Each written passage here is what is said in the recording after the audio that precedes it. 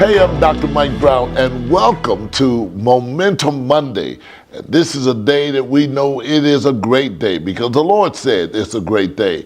But it's a time where we get the energy. We gather together and muster up the energy for Monday to go through the rest of the week. It's actually like we're going to whiz through this week because we got the momentum. The traction is necessary. And what you and I are about to hear is going to be so profound because we're going to be talking with someone that's going to energize you and really get you on a good start. And you're going to learn the art of the start. Monday is that beginning. So this is a great day, and I want to welcome to this program. He is the owner of I Believe Investments, and it's a firm where he really do some incredible things in helping people and teaching lessons on financing, investments, and business startups and all. The rest is just history. But this is a great time, and I want to welcome, and I was about to say doctor, but that's not the case. I want to welcome Jason Murray. He's like a son to me, and he is. He's just of a different color, different mother. But God bless you, Jason. Good to have you on Momentum Monday. How are you, Dr. Brown? I am doing well, and I am prepared, and I know the people that are watching us, this is a time where the energy has to flow. We create the energy. We do everything that's necessary for our movement and activity. I started teaching on some things concerning exchange. Right. And if there's anybody that should know anything about exchange, is you, yes, because you deal with exchange all the time. I understand the potential of balance, but this is that opportunity because this is the moment for acceleration. Right. And man, I tell you what, because in our church I've been teaching on this year is the year of acceleration, and I can tell you one miracle breakthrough after another. Right. How acceleration has already just invaded this year and the lives of people. Well, tell us, welcome to Momentum Monday. What do you do, first of all, on Monday morning, knowing you're coming after the weekend, getting up? What do you do to start? How do you start your day to get your momentum going, get the traction, get that footing so that you can move forward? What do you do? First, thanks for having me, Dr. Well, Brown. it's good to have you. It's always a pleasure to spend time with you and to talk to you. How I get my day started is typically Sunday night. I go through the calendar of things I have. I really firmly believe in a calendar. It's something you taught me years ago about having a calendar and making sure my time counts for something. And so that day before, I really am prepping. And the other thing I love to do on Monday is get up super early. Wow, what time do you get up? 5 a.m. Oh, that's a good time. Yeah, so I have an early call with the group at 7. So I have to be up at 5. I have to be prepped and know what I'm going to talk about, know what I'm going to say to people. And so that means not just being up to date on the news, but actually being up to date with what's going on in markets, what's going on in people's lives, and then also what people are actually concerned about. And I'm seeing a lot of things going on right now with acceleration, and I'm seeing a lot of people with the wrong mindset right now. And so some people are moving forward rapidly, and other people are kind of like, they're talking about acceleration, but I'm not seeing it. And so one of the things that we like to do is get everybody focused on what they're supposed to do for the day super early on Monday and set them up for a good start of the week, not just that one day. So that's really what we do. Early morning, prep the night before, and make sure everybody's on the same page before 7:30. Wow. So you do this consistently every single week. It's like clockwork. It is. Habits are really what changes your life. I think some people don't have a bad life, they have bad habits. And so when you change your habits, you really change your life. And when you taught me about the calendar, I made that a part of a habit that I would have to have a calendar. And because of that, I realize I have so much to do during the day that I have to set up time the day before to prepare for that day. So how you manage your time is how you manage your life. Yes. And when you manage your life well, you should be managing your finances well. Right. When you talk about that time, you're talking about exchange. Right. Exchange is a process of life. It is. Knowing that and realizing, because sometimes you can do things, a person can do certain things, but don't know what they're actually doing, how to define what they're doing. They just end up doing certain things, but they haven't put it into a capsule where they could say, this is what I'm doing. I'm at a period where I am exchanging time for value. This is important because God established everything on a profound exchange system. Right. So the whole world, our financial system, our marriage, our businesses, our life is all based on that exchange. We cannot advance without exchange. Right. What do you do knowing that exchange is that process and how it must be intentional, not by accident, but intentional? That's how you can sort of regulate what direction your life is going in. The biggest tool that I use is really old-fashioned. I actually, instead of encapsulating it in my mind, I put it on paper. And so that's the thing that I've learned that makes the difference between people and their results is, one, they don't have it written. They're like, I got the plan, it's in my mind. And I'm like, it's not effective. And they've done the Harvard studies and all these other studies, but at the end of the day, for the last 20 years, I've watched people in business, I've watched people in finance, and I've watched people in ministry. And the people that succeed are people that have written goals that they're following. It's systematic, it takes the emotion out of it. And at the end of the day, those written goals have a deadline. And those deadlines start to put things together step by step, piece by piece. And then it starts to become vision, and there becomes a focus and clarity. And that's where you really get the momentum from. Yeah, and the Bible says, write down the vision, make it plain. Right. Because even though when you write down that vision, what a person is actually experiencing is that they're putting together a schedule. So writing it down is essential. So Monday morning, you should know by, like certain people, you put it on your mirror, you put it on your refrigerator, you're going to the coffee machine, you got a little sign there, little things to help you get started. I like to use little phrases just to get me going, it sort of narrows my focus into something. Sure. And that's why Monday is not a dead, slow day for me. It's a day I anticipate, because weekends to me can be a interruption at times because I'm so inundated in getting things done, and that's my enjoyment, that's my life. Even when it comes to my marriage, we love, my wife and I love being together, and we love interacting together, but all of that is a part of getting that momentum, always knowing that we're moving in a direction that we believe that God has really blessed us in. So how are things like, and let's just say, how do you do it for your marriage? How do you all get that momentum going? And I know your wife is busy. We've had her on our first program, but what do you all do together? Do you work out together? We actually don't. She actually goes to the gym, and I do other things. And so having a written plan is important to bring the unity in what we're doing. And we created a routine.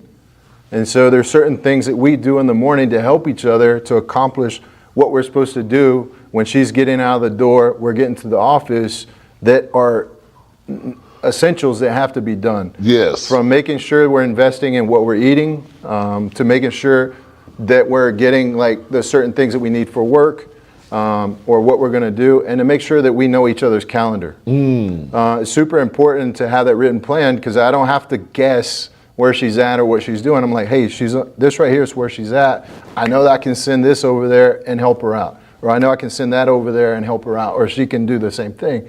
And so it helps that synergy and that real team building of what a marriage is supposed to be, because communication is essential to accomplishing things. And without like a written plan, it's very hard to communicate with people that are professionals and are extremely busy, or you've got a lot of kids. and you're just starting, and you got 3 kids at home, you got a wife, and you're like, what do I do? And it's like, well, and so I love checklists. I love written things. I send text message reminders, even to make when she's super busy and traveling or out of town or something. It's the same thing, and that way we're always on one page. So if exchange is a process of life, communication is then the basis of life. Right. You've been listening to certain things that I've been saying for years. Sure. We've known each other for how long now? Over 22 years. 22 years. Can you believe that? 22 years. And I've known this guy, not since he was a baby, but since he was a young man, about 21, 22, something like that. I came to it was 23, 24, somewhere in there. Gosh. Longevity has its place. People that can stay the course in a relationship, that means we've walked in agreement. Right. We have come to a place where we agree on the principles of God, and that becomes the basis by which relationships are built. Exchange is so important when it comes to understanding principles. And that understanding of the principle of exchange is how you make money, and you understand that. But you also teach others how to do that. Sure. What do you believe, based on the Word of God and based on the principle of wealth itself, how important exchange is when you're teaching that principle to people to learn how to create money? Right. The first thing is the mentality of it and what the Bible teaches us. We're sent to our generation to be a solver for someone's wealth problem. We're not sent to the generation to need something. Good point. The Lord tells us that He provides everything for us, so we're never in want or need. And so that first mindset is to say, I'm sent to this generation to provide wealth for this generation. And then the exchange process comes because we understand seed time and harvest. Absolutely. And we understand sowing and reaping. And so we understand to get something out of something, we've got to put something in. And so that causes a place where you're actually looking within. So the first thing I'm talking to people about when it comes to wealth isn't the mechanics of it, but it's the mindset of wealth. Do you find, I got to interject, do you find at times some people just tend to not understand you have to have something of value to exchange? Because if nothing advances without exchange, then power moves where value flows. Right. So there has to be something of value in exchange for something of value. Correct. But do you find that people just don't seem to get it or comprehend that point? The heart of the matter, to really get to the source of it, is they don't see the value in themselves. Wow, and good point. That's really the part where once we see the value within ourselves, then we can understand that there's something within us that we can exchange with others to actually have that process work for us and to work for the other person. I think the real part of blessing in life isn't like looking what you're receiving, but looking what you can actually give. And that part is taught to us in the Bible in the sowing and reaping. But when you understand the blessing of giving, it's an honor to give. And people don't understand that. They think it's an honor to receive. And if we get out of the mindset of what we're taught in the world system and look towards the Bible for the answer for everything, and actually truly say this is the source of what is right, I say it like this: I'll never change your life until I change who you believe or what you believe. Absolutely, absolutely. And so it all starts with that. I wrote a book, When Lambs Turn into Lions, and we're going to talk about that in just a moment, because we're going to talk about the exchange. And you'll see a quick, brief information about the book, and we'll be right back. Are you ready to transform your life, to go from average to exceptional? Dr. Mikel Brown's groundbreaking new book, When Lambs Turn into Lions, is here to show you the way. This isn't just another book. It's a transformative blueprint to help you unlock your God-given potential and thrive in every area of your life. As Dr. Brown says, everyone starts from the bottom, and those that start from the top, they're ditch diggers. Grab your copy of When Lambs Turn into Lions and start your journey toward unstoppable greatness. Hey, welcome back to Momentum Monday. We got just a few minutes left, and I got to be able to give you some things and information that I think will absolutely bless you. I know we talked about certain things. I'm writing a book right now, which I started probably in the late 80s. Between the mid 80s and late 80s. Wow. I've written so many books. I've started so many books over the years. Of course, my latest book, When Lambs Turn into Lions, is doing incredibly well. Good reviews. People are really sharing some good things about it. But this is a book that I know will help you and so many other people, because I'm talking about in this book the life of Solomon and how Solomon understood exchange. But the title of the book is pretty unique. It is. It's called Poor Man's Dream, Rich Man's King. Wow. Now, it's a powerful book, but again, it has taken years. I just felt one day that God just said, get busy on finishing that book. And so, but when we talk about exchange, this is how momentum is happening, how you get that traction, especially when you're starting on a Monday, on how this power of exchange happens. The one who masters exchange masters momentum. Did you hear that? The one who masters exchange masters momentum. What would you say about that point as I've pinned that? First, it's a great point, and the book itself is a blessing that you're talking about, When Lambs Turn into Lions. That book right there teaches you about business. It also teaches you about exchange, but it teaches you about the mindset of how to go in and out in exchange, which I believe is one of the most powerful techniques that we see in the Bible. Paul said he became all things to all men so as to win some. And in business, it's the same way. That's an exchange. It is. So in business, it's the same way. We have to understand what the problem is that you're looking to solve based on the solution we're looking to provide based on a problem that we're looking to solve. And so that process is exchange, and business is the core of it. And so when you're looking at your quote and seeing it at its essence, it comes down to the basis of, I can solve a problem and I can provide a solution. What is it that I'm exchanging? And again, it goes back to what you have within you. Wow, yes, yeah. What do I have within to exchange? I understood something, and I had a gift with numbers since I was around 6 years old. 8248476 is a number of someone that I knew when I was in sixth grade. And I remember those numbers quickly, and I had to realize, okay, I can't run away from this. This is a gift. This is what I'm going to do to help other people. And when I did that, it changed my life. Instead of trying to pursue writing, which I wasn't the best writer in the world. But you were good with numbers. Well, I was good with numbers. And so we look at the New York Stock Exchange every day and evaluate companies. And then we look at the essence of it. What amount of dollars am I willing to exchange to have a part ownership of that company? And so I teach people how to evaluate a company and their value. And so we can do that with anything in life. We can extract value from it and decide what it's worth. Yeah. And if we're able to do that and buy it at a discount, then we're able to sell it at a profit, then we've done something that we call profiting, and we've made a great exchange. And so that right there is what we teach people to do, and that right there is the essence of your quote. What's the value in something? What am I willing to pay? And then what is somebody going to be willing to pay for in the future for that product or service? And that will create the momentum for growth. That's the whole process. Right. Most people that don't understand the power of exchange don't realize that exchanging something isn't that you're losing it. You're leveraging it. Correct. That's what it is.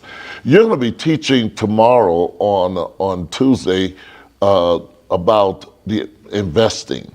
Right. And how with this year theme for what God is saying, this is a year of acceleration.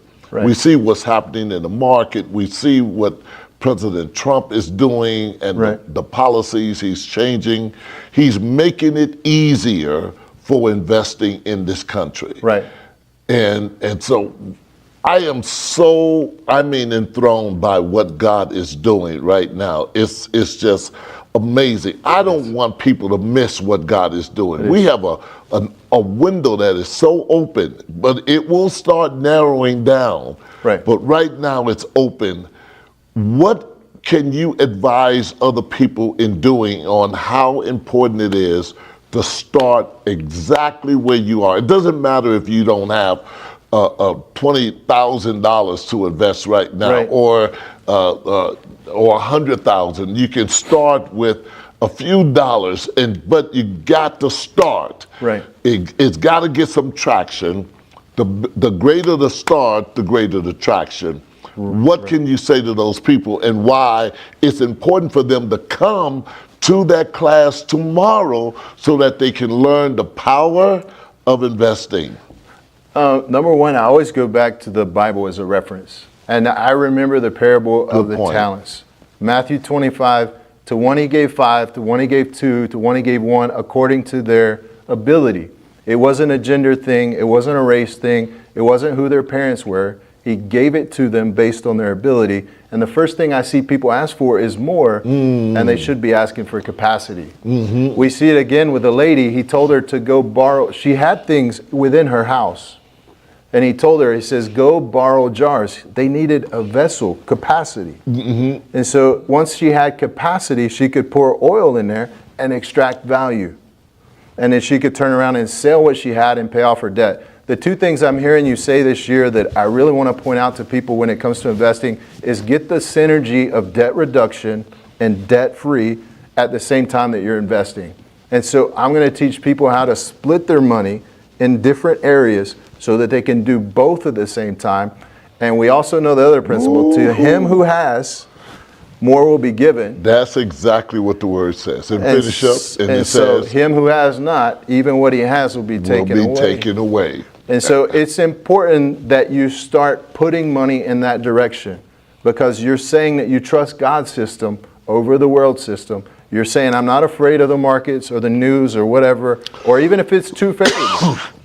I'm not looking at the conditions. I'm looking at the principle, and I'm putting it to work. What you hold on to controls you. What you release positions you. That's essentially what you're saying. Yes. And I want to say that again. What you hold on to controls you. What you release positions you. This is all of what we're talking about. Why and how you can be positioned in life for increase, to grow. Now the Bible says in Deuteronomy 8:18 that God gives us the ability, the power to create wealth. And that power is a God-designed intrinsic ability within every single person to create wealth and increase. And so you don't want to miss the class, but this is Momentum Monday, and you should get pumped up right now, because you don't want to look back and say, I woulda, coulda, shoulda. You don't want to miss the time. What can you say to these people in reference to, and I mean speak directly to that camera, that you could say, this is what you need to do to make sure you come tomorrow, but what we've been talking about and how it can impact your life? The first thing for me was to realize I didn't know everything, that I needed to come and learn something. And I believe that's what happens to a lot of people. They believe they know everything, so they're like, I don't need to hear this. I don't need to understand these things. I've heard the Bible before. I understand. But you always told me that it's the fruit of things. And the Bible tells us to look at those who've obtained the promises, not those that talked about the promises. And so tomorrow we're going to show you how to obtain the promises of God, the wealth of God, and the acceleration that we're talking about. And at the same time, rid yourself of the sorrow of debt. I'm really excited for it, and I'm really excited for what God's doing in this season and how He's positioning His body for the last hour and last days of time. Oh, man. I'm pumped up. You seem like you're pumped up. Extremely pumped up. I love talking about increase. I love talking about the laws of God, the principles by which we govern our lives. And I know that the greater the trade, the greater the transformation. The more we put in, the more we get out. Yes, That's sir. just how it works. Yes, Glory sir. to God. Jason, it's good to have you. Thank you. I know that these people are excited about the class tomorrow. What time is it going to happen tomorrow? I believe it's 6:45. 6:45. And then we should be done by 7:45, and then Q&A for 15 minutes. Praise God. So you have an opportunity. Don't miss the opportunity. So And it's free. And it's absolutely free. Right. But it requires something. What? Attention. Pay their You're time. exchanging your attention. So don't miss out. I'm going to be somewhere else, but he's going to be teaching. We're doing as much as we can at this moment. I'm only one person. He's one person. We can only be at one place at one time. But I have books and tapes, and I have things available for you. If you don't have a copy of my book, When Lambs Turn into Lions, get it. Go online, go to mikelbrown.com, and you can order it. As soon as you order it, they're going to send that baby out to you. However, if you want it FedEx or however you want it. But it's going to be an incredible time. But you can also go to Amazon. But make sure, I want you to start with the first chapter to read, not the first chapter. The first chapter I want you to read is the 11th chapter, because it's going to set a premise for the rest of the book for you. Somebody said one time, why did you put the 11th chapter back there? Because I think that the beginning is not always the best place to actually start. When you want to get into something, this is why I wanted this in the middle, because the more you get into that middle, when you read that 11th chapter, you're going to want to read the beginning. And then it'll take you through the 11th chapter and the chapters thereafter. All I want is to set a premise. That's all I want to do. Not that the beginning, the first chapter, doesn't do that, but not in the way it is designed. A first chapter is always giving you the basis. I want you to get more of the environment of the book, so then you can go from the chapter 1 to the however many chapters there are. But you read chapter 11. What did you think about chapter 11 real fast before we left? I like 10 and 11 combined. For me, it told me a lot about you and how you interact with people. And it allowed me to know that I don't always have to be one or the other. I don't always have to be the aggressor. I don't always have to be passive. I don't always have to be the student. I always have to be the teacher. I can learn to flow in what's needed for the moment. And I've seen that in you for the last 20 years. And it allowed me to see more of who you are as a person, and not just respect you, but really honor the time I spend with you, because I can see the wisdom and knowledge that God has developed in you over the last 4 or 5 decades that you've been walking with Him. Much longer than I've been alive. But we don't have to put all that in terms of age. I look young, so that's wonderful. Go ahead. But it really blessed my life, because I can see that, and it allows me an example to know how to take on certain situations. Some things I've got to push through harder, and some things I'm like, I can just relax. And I can listen and be the person I'm supposed to be in that situation and not have to be the aggressor. It's time to accelerate. Yes, sir. Happy to Momentum Monday. God bless you again. Good to see you. God bless you. We look forward to seeing you. We're going to show that commercial one more time on the book so you can get the information. God bless you. I look forward to seeing you next week. Don't miss the momentum. Catch the traction. God bless you. Bye-bye.